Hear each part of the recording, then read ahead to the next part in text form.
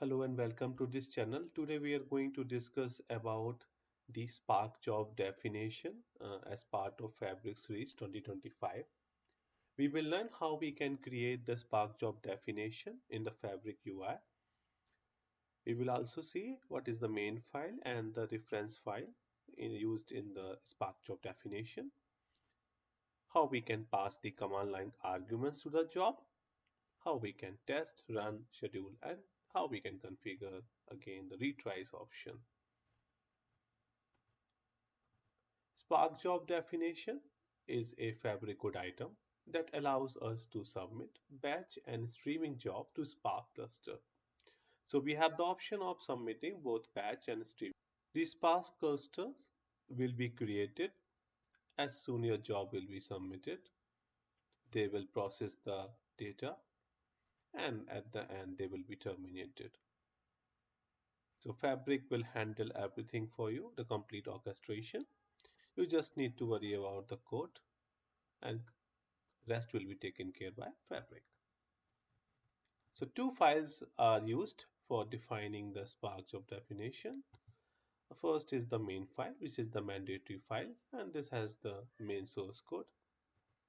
Another is the reference files or the additional files used in the main file, like utils libraries. You can also pass the command line arguments like file path, limit, or any other parameters which you want to handle dynamically. Lakehouse reference is a mandatory configuration, and here you can use the related path for the Lakehouse mentioned under the Lakehouse reference. We can schedule these jobs and also specify a retry policy under the settings option. Let's see everything in this tutorial now. So I have created a new workspace called fabric underscore testing. Let's first create a lakehouse. Click on new item.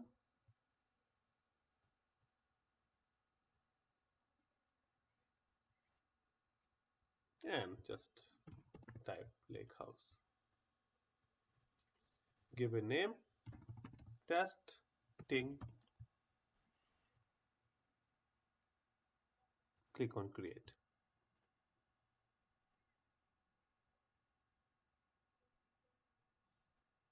So a new lakehouse has been created with two folders, tables and files, which are completely empty right now. And a SQL Analytics endpoint has also been created, which can be used to run read-only queries.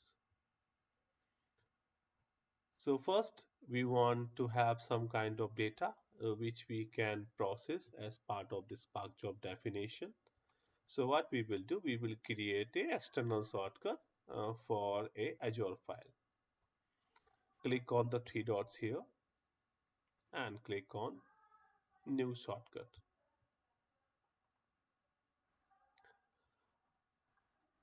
In this UI, you can see multiple options. So one is the internal sources, which is nothing but the one lake shortcut you can create.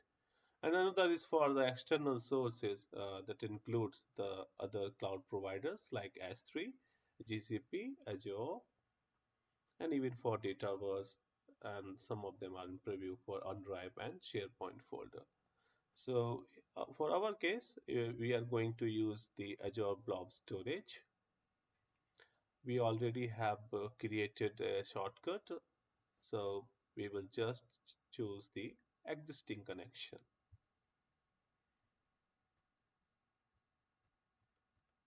We will click on next,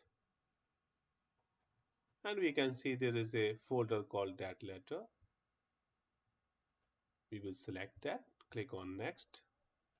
We will skip this transform your data step, and we will click on create. So now we have configured the shortcut, and you can see this icon for the shortcuts. Let's click on that letter, and we can see two CSV files. So we are going to use the workplace pension sample data as part of this testing for UK employees. Let's see the data once. This is the file view. You can change it to table view and under the view settings, choose first row as header. Now we can read the data. So it's nothing but the employees data, when they started, what is the date of birth, what is the name, what is the sex, what is the payroll number, pay start, pay period, is it they are paid weekly, monthly, what is the address, assessment, postcode, email, salary sacrifice, opted or not, what is the employee contribution, what is the employer contribution, and many other fields. But that's not important. The important part is how we are going to create the Spark job definition for this tutorial. So I have already shown you the data which we are going to use. This will be the input to the Spark job definition. Let's create the Spark job definition now in the same workspace. So under the fabric testing, let's create another item called fabric Spark job definition. We will give test Spark job as the name. Click on create.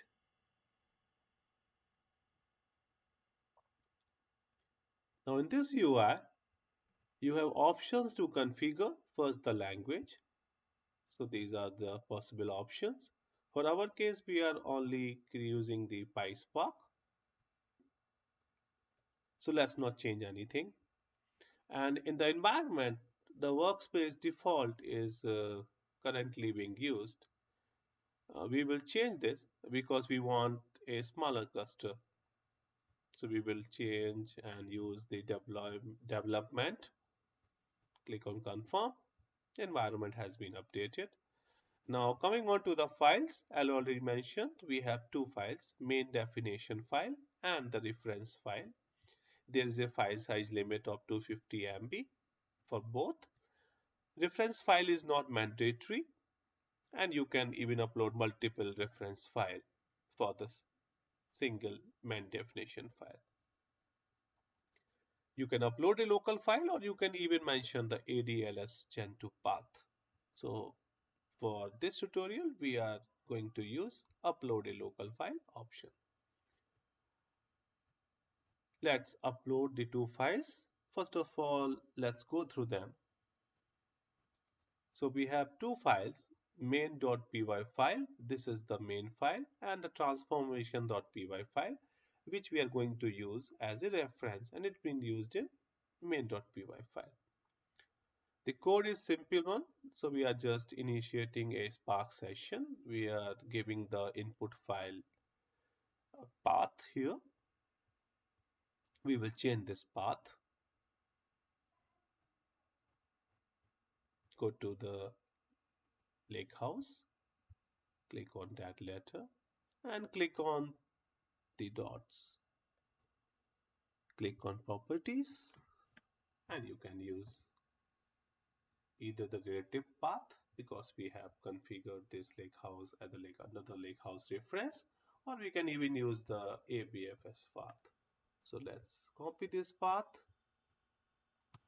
and change this path.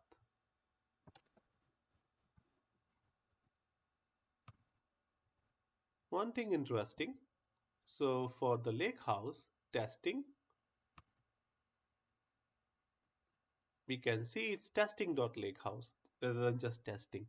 So remember that. And that's why I always opted copying the path from the UI itself rather than trying to give it myself. So if we look at this code, we are reading the CSV file, the workspace pension sample data file, and header set to true. It's a CSV file. And then we are transforming the file using the transform functions data function mentioned in transformations.py file. We will see shortly. But as you can see, it's we are doing four things mainly. We are standardizing the column names, we are typecasting them, and we are creating a derived column called age group, and then we are reordering the final schema. Since we are also passing the command line arguments at part of this tutorial, so we are importing the sys module, and we are checking the length of the sys.argv to see whether data is passed or not, and we are then fetching the data of the argv1 subscript into the output folder. So remember that the 0 subscript will have the column name. Then we are printing the output folder path here, and at the end we are writing the transform data frame into the data format with mode overwrite and option override schema set to true. So let's change it to false. Okay, and there's a reason why we are doing this and saving in the output folder path. Okay, so this is the main.py file. Now let's see transformations.py file.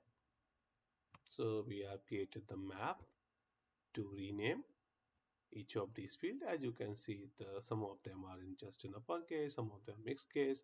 So we are using them in a better way now, and we are standardize them.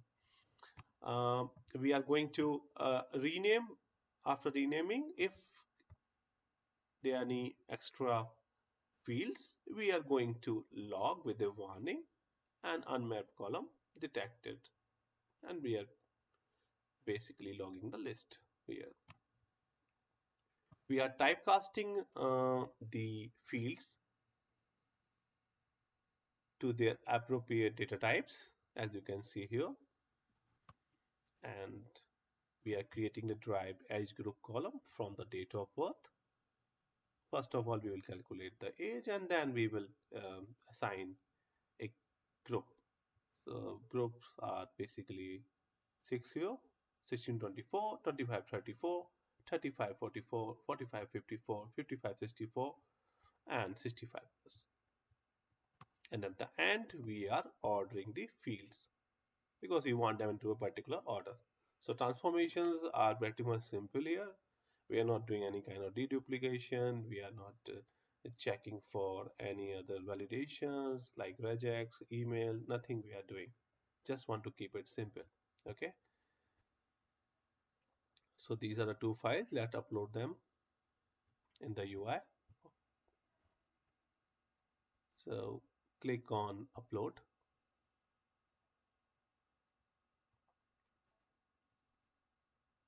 Upload it. Reference file transformation.py. Again uploaded successfully. And here we want to give the output folder location using the command line argument option. So I will go to the Lakehouse, copy this path. No, let's copy this. And you can see you can give relative path as I told you. So let's this time we will give a relative path rather than giving the absolute ABFS path. So we will just say files, yeah. And let's go to the test Spark job. We will say files slash output. So it will create a folder called output under the files folder. Now we are going to add the Lakehouse reference because we want to use the relative path. And anyway, this field is mandatory. So we are selecting the testing, click on add, and the testing Lakehouse reference has been added. You can add even multiple lake houses here, and one of them has to be default. Okay, so we have mentioned everything. Let's click on save. success. Let's run manually first time. We get a message, click on runs and click on refresh. So job has been submitted. Status is currently starting. It will take around 1 minute in my case to run the code, and run kind is manual currently. There are two other options like filter. You can filter on the basis of status, on the time, and you can even customize column options if you don't want to select these.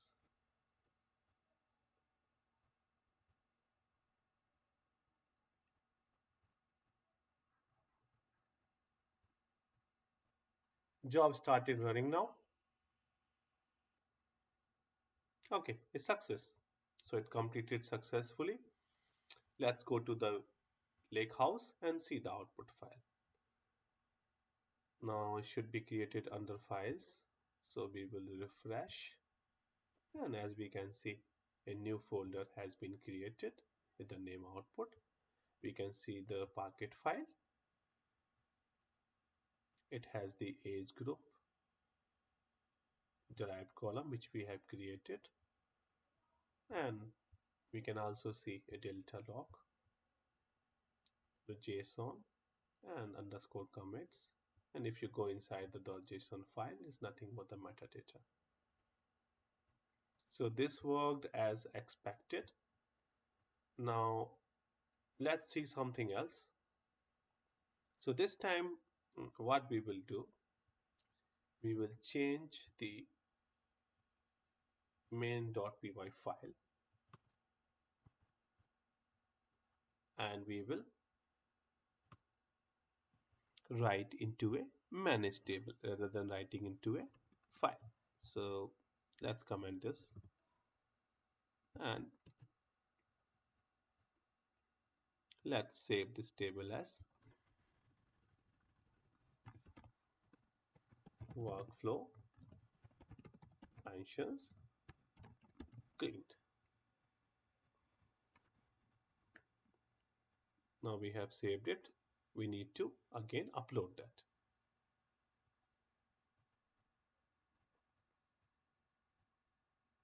Go to the test Spark job again, minimize that, and we need to change the main definition file. No changes has been made in the reference file, so we will not upload. You will get the warning. Click on upload. Okay, so it's uploaded successfully and the previous copy has been deleted. Now this time what we will do, we will give a schedule. So we will click on settings, go to schedule, click on add schedule, and we will give by the minute 3 minutes. Start date now, and end date, let's give it anything in distant future. Okay, time zone, let's stick to the London one. Give. Now it has saved the schedule. Under the optimization, you can configure the retry policy. So what we will do, we will say one retry after 6 seconds. Okay, click on apply. So we have done two things. One is we have created a schedule. It will run every 3 minutes. And in the optimization, we have also mentioned a retry policy that it will try one more time after a delay of 6 seconds. And you can further increase, or you can even check this option of allow unlimited attempts in case you have such use case, but that's risky one. Okay, let's go to here and see refresh. It has started. Now this time runtime is scheduled as expected, and it will run every 5 minutes with retries 1. Let's see what happened this time. So if everything go right, it should create a managed table in this lake house under the tables. So currently there is no table.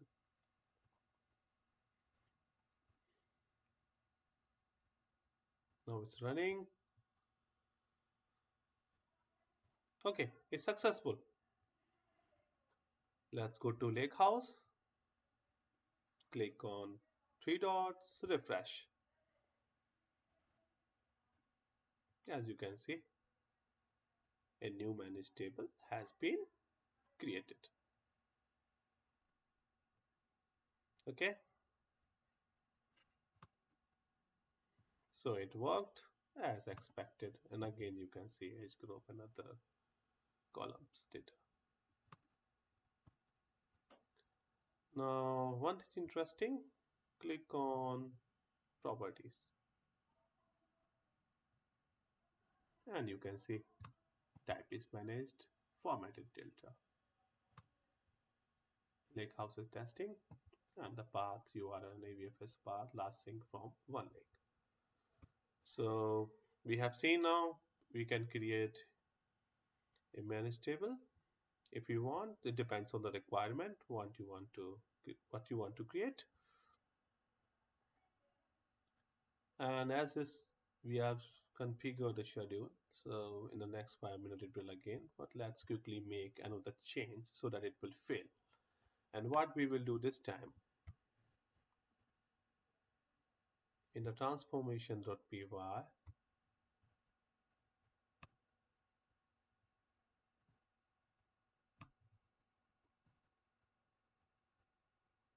we will change the name.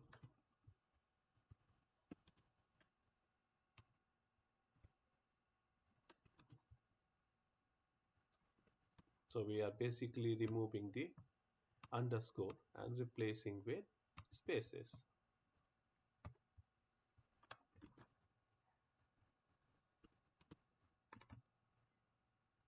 And we will upload this.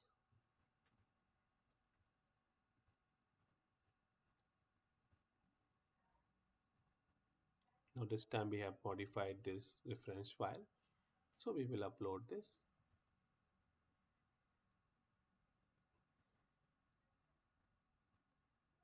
Okay, uploaded successfully. Now let's go to Spark job and see, because it is on a schedule. So I hope, yeah, it's already started one schedule. So let's see what happened this time. It's running.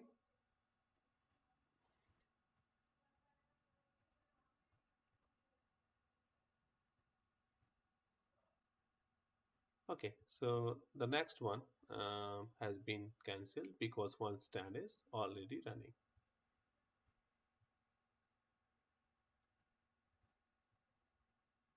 So it failed. Let's see why it failed.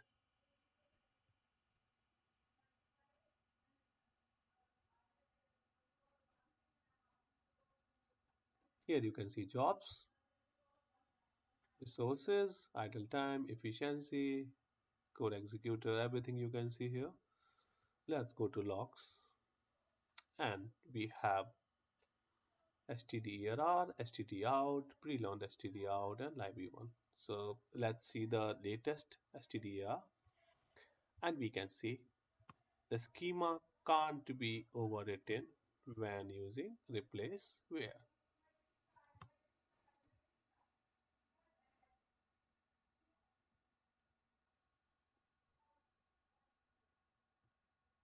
And there is further messages that to overwrite your schema or change partitioning, please set dot option override schema to true.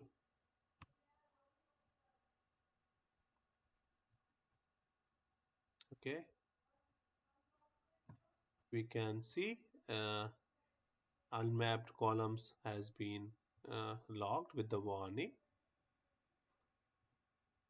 This is because in the script, if it's something unmapped, we are logging it the warning. So that's fine because we are not using some of the fields. And we are also printing the path command line argument file slash output. So that printed as well. That's great.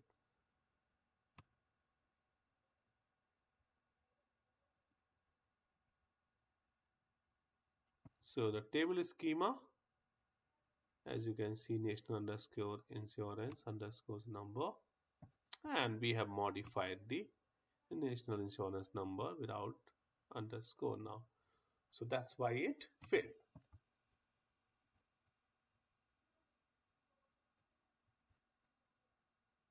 And since we have configured the retry, you can see it has submitted another run, but the run kind is 1 by 1 attempts retry. So it has taken the retry settings as per our configuration, and this will again fail.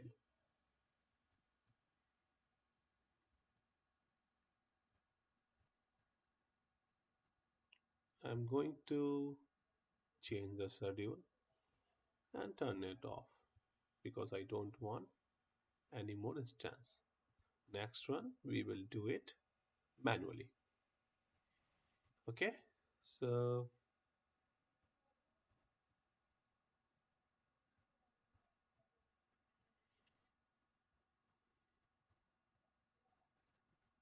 it will again fail anyway because we have not made any change. But what we will do, as we have seen before, so we will go to logs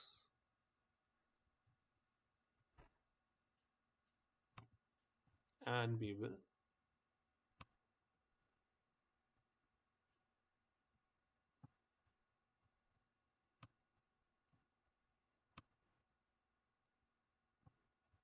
give this option.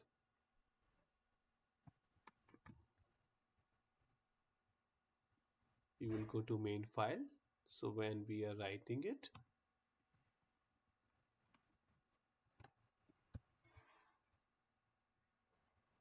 okay, now this should work. Okay, but it will not work. Why? Because our field name has spaces in between them, and Fabric won't allow that. Let's see. So we will go to test Spark job again. Is that? And we will upload the main file.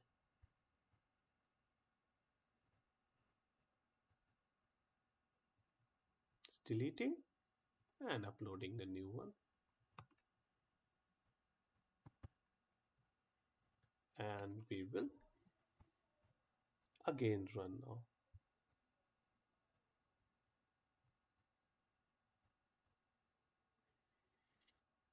So retry has got failed as expected.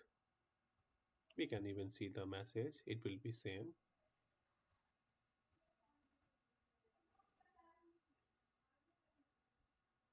Okay, same message is coming here. And in the meantime, let's see the success ones.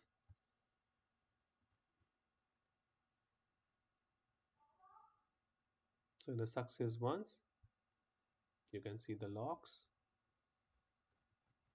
You will not find any issues as expected.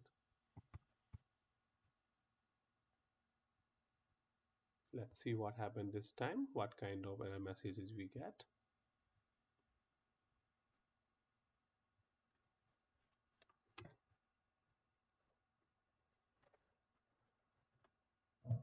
Now it's running. Sometime It take long time. It depends on the load, and that is something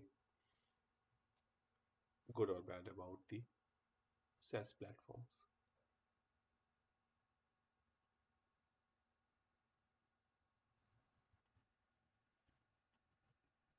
So this one also got failed as expected. Let's see the error message.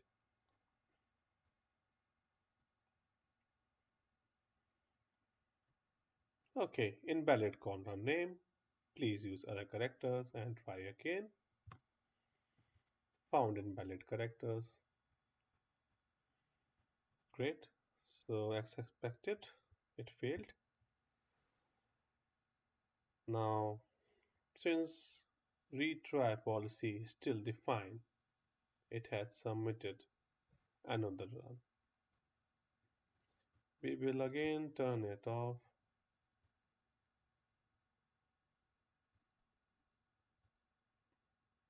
Okay,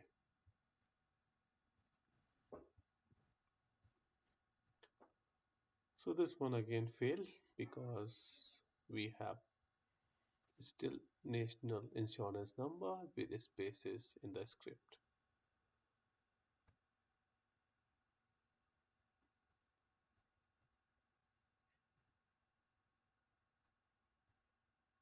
In the meantime, let's change it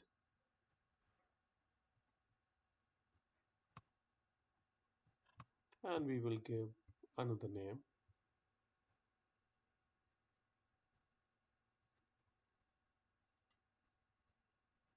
We will say national insurance number.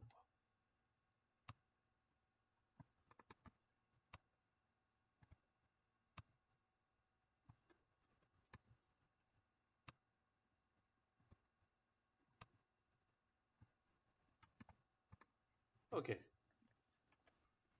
why I change this to NO? Because I want to show you the schema evolution.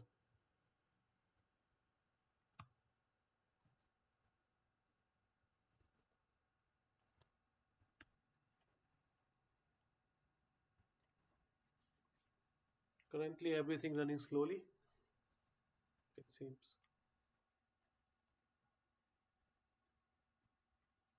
Okay, it failed. Let's minimize this and upload the transformation.py. Oh, we have saved. Yeah, and this is interesting one. Let's see what will happen if we run now.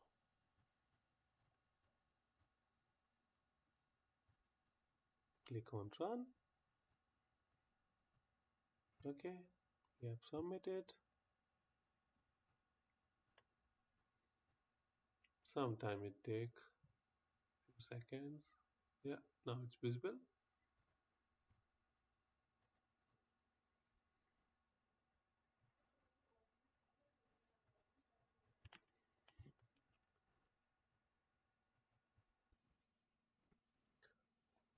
So that was successful.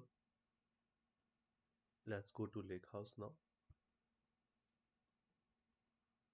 Okay, so this is our table. Let's refresh.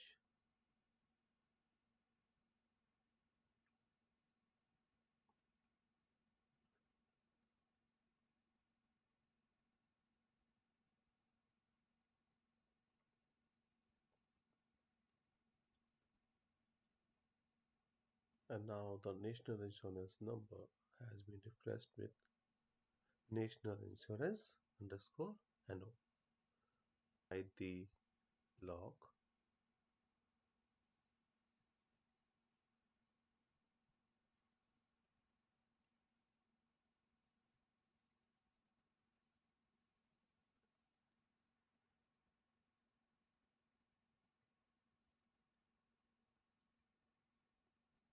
So you can see all the jobs.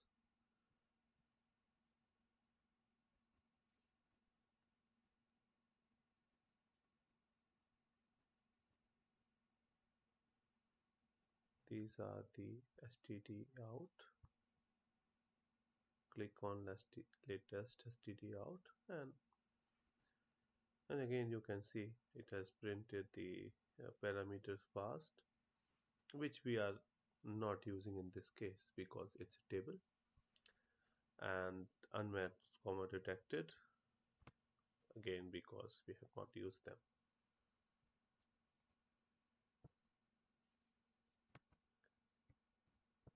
Okay,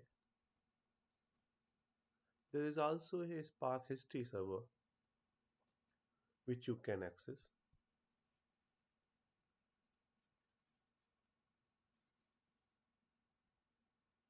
just like the Spark one on the on-prem systems. You can see everything here. You can see the stages. Go to SQL data frame, and you can see again everything.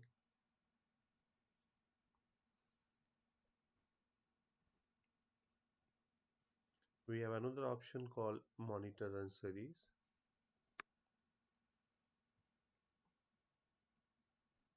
and we can compare the Spark runs over the submit time.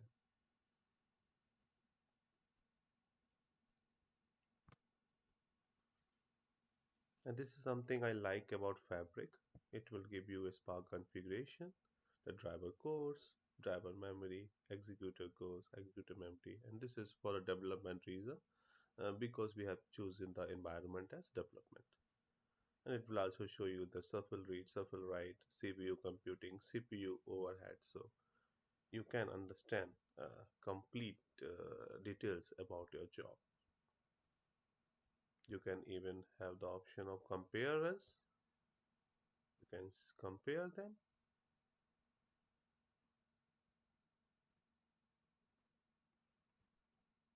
That's something great. I like that.